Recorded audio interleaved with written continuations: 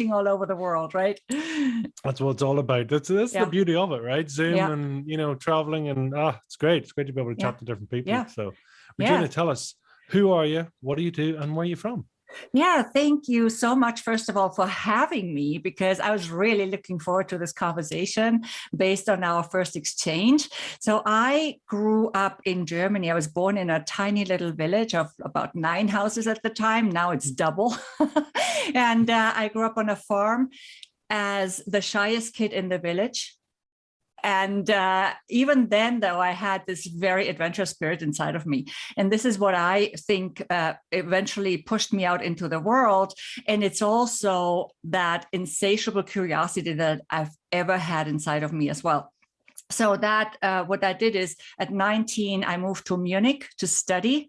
And from Munich, at the age of 26, I moved to Madrid, Spain, just because there was an opportunity. I was actually looking at different options, but they didn't work out. So I said, okay, here's another one. I'm going to learn Spanish, and here you go. And I moved, and I'd never been to Spain before, except for this, for the interview for this occasion. And they said, okay, if you speak Spanish in like 3 months, then you can come. And I did pretty much, not perfectly for sure, but I studied in every 3 minutes and I moved. And that was my first international move. And, it was scary, but I said, okay, I'm going to stay for a year or so. And if I don't like it, I can always go back after a year. Well, I stayed 7 years. And I also was lucky enough to learn Portuguese and do a lot of work in Portugal, open an office. I was working at a global consulting firm at the time. So I helped them open an office in Lisbon, Portugal, which is a beautiful city as well. I was lucky enough to travel back and forth quite frequently. And then there was a time for me to make a move again. They offered me to help them open an office also in Brazil, in Sao Paulo. Huge city, totally different dimension. Again, it seemed like, okay, Munich was about 1.5 million at the time, Madrid a little over 4 million. And then I went into the 20 millions, and that was quite interesting in the beginning, but it was just a really beautiful challenge. I stayed there for about half a year, moved back to Germany, did some international projects, mostly European. But I had always one foot out of the country, even when I was back in Germany, because I'm probably such an international spirit. So I moved again, and this time to Argentina with an ex-colleague who opened a business there. And that's when the crisis soon hit Argentina. So I couldn't stay too long because they couldn't really pay me anymore after a certain time. And BCG hired me back, the global consulting company in San Francisco.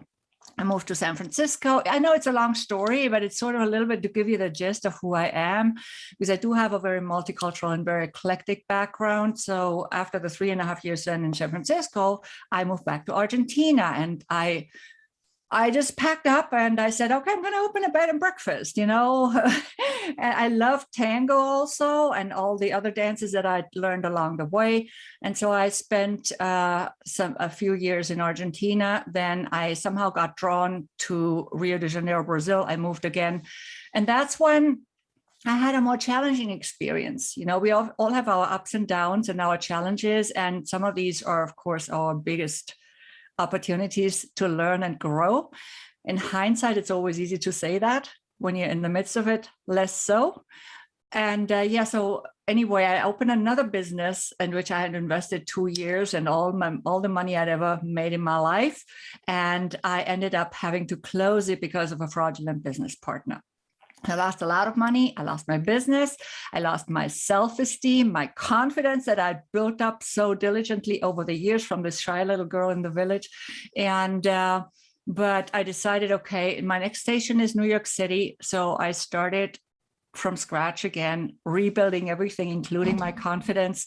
And I was trying to figure out at the time how all of these eclectic puzzle pieces and how all this experiences, in management positions and as a business owner dealing with corruption and all that comes with it sometimes, how could fit all of this experience into something meaningful that I could make an impact with. And this is how Transform Your Performance was born. Transform Your Performance is my current business. It's a coaching, speaking, and training business. And I'm a transformational leadership coach, inspirational speaker, and also author of the book Speak Up, Stand Out, and Shine, and do a lot of different things, frankly. Wow.